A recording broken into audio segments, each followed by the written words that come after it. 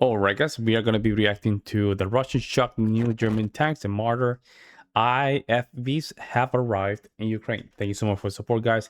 We're going to simply jump in here, see what's going on. Let's go. Ooh, already.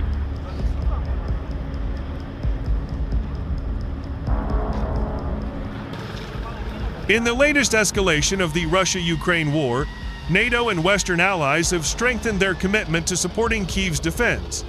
U.S. forces from the 3rd Battalion, 66th Armor Regiment, currently stationed in Lithuania under Operation Atlantic Resolve, join Spanish and Polish troops from the Enhanced Forward Presence EFP Poland in combined readiness operations.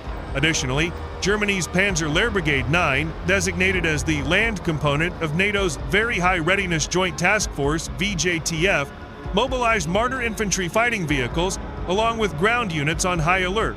Known as one of the most advanced brigades in the Bundeswehr, Panzer Lehrbrigade 9 has a proven track record in large-scale NATO exercises and rapid deployment operation.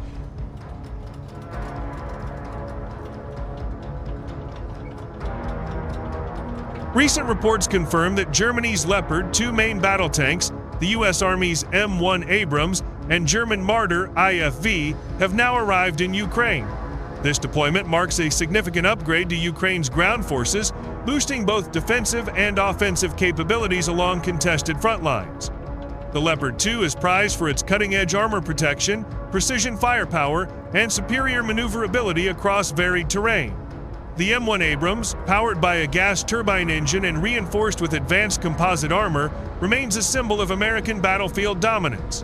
When combined with the proven versatility of the Marder IFV, these systems create a highly mobile, integrated ground force with formidable striking power.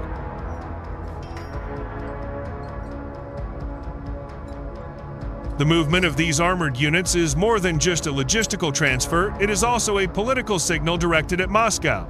Joint exercises between U.S., Spanish, Polish, and German troops underscore NATO's collective readiness to respond to further aggression.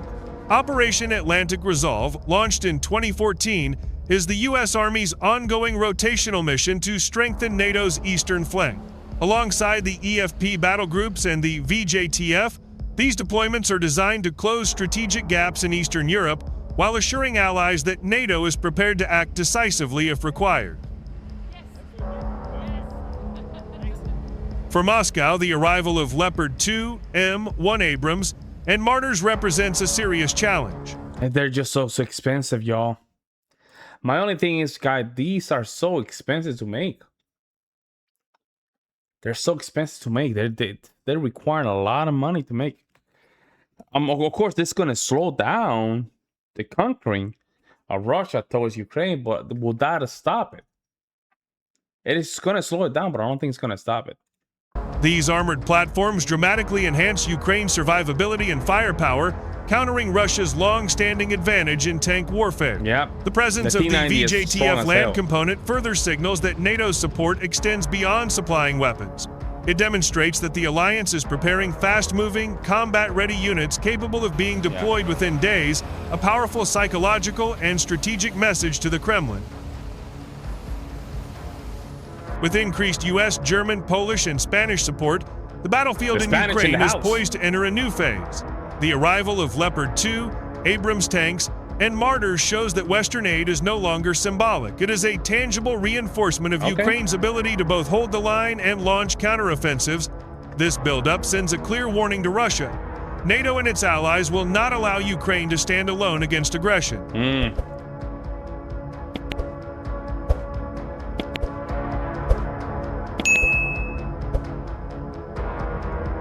Damn. The arrival of Leopard 2, Abrams, and Marders in Ukraine is not only a logistical boost, but also a technological leap forward. On the battlefield, armor quality, fire control systems, and crew survivability often make the difference between victory and loss. Leopard 2 A6 halves A7. The German Leopard 2 is widely regarded as one of the most advanced main battle tanks in the world. And one of the most strongest tank in modern warfare. It features a 120mm smoothbore gun, advanced thermal imaging, and modular armor that provides exceptional protection against anti-tank missiles and kinetic penetrators. Its combination of firepower, accuracy, and speed makes it a deadly adversary in both open terrain and urban combat. M1 Abrams. The U.S. Abrams, particularly the M1A, the 2nd of September variant, is equipped with Chobham composite armor, depleted uranium layers, and a 1,500 horsepower gas turbine engine. This gives it unmatched acceleration for a tank of its size, along with superior battlefield survivability. Its digital fire control system allows it to engage multiple targets quickly and accurately, even while on the move. Marder IFV. While not a main battle tank, the German Marder provides essential infantry support. Armed with a 20mm autocannon and capable of carrying a full squad of soldiers, it bridges the gap between heavy armor and infantry maneuverability. It enhances combined arms operations, allowing Ukrainian infantry to keep pace with tanks in both offensive pushes and defensive holdouts. By contrast, Russia's most widely used platforms, T-72, B-3, and T-90 meters, offer formidable firepower, but it's still strong. The T-90s, I've seen some videos of the T-90s, man. They're still strong as hell. It's a little bit of the old when it comes out to technology, but again, Russia's okay with this. Russia's okay with this type of technology. But for Russia, it's more like quantity. Quantity plus advanced equal conquering. Basically, that's what I'm thinking. So if they can keep that slow pace, in the long run, they might just get what they want. Suffer from vulnerabilities. Many lack modern active protection systems, and their tendency to store ammunition inside the crew compartment has made them highly susceptible to catastrophic explosions when penetrated by Western anti-tank weapons.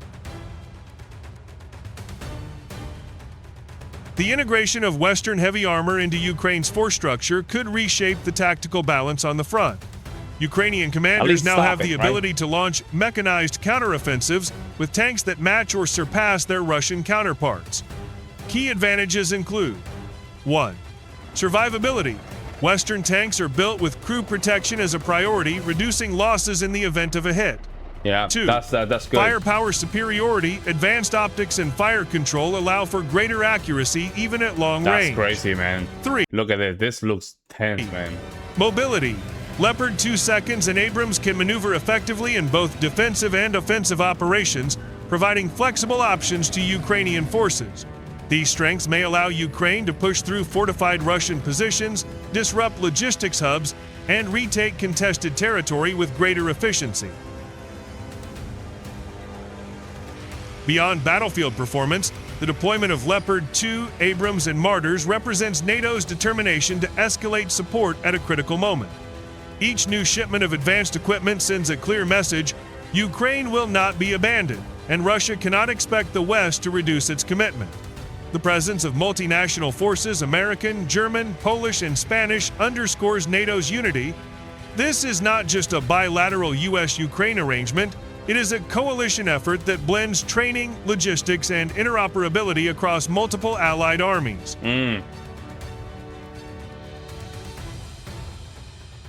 Military analysts believe that the arrival of these armored platforms could set the stage for Ukraine's next major offensive. However, challenges remain. Training Ukrainian crews to operate and maintain Western tanks is an ongoing process, and logistics chains must be adapted to keep fuel, spare parts, and ammunition flowing to the front. Still, the symbolism is undeniable. Ukraine is no longer fighting with outdated Soviet-era armor alone. It is fielding some of the most modern tanks and IFVs in the world. For Moscow, this represents a growing threat, not just in material terms, but in the long-term endurance of Western support. Yep. There you have it.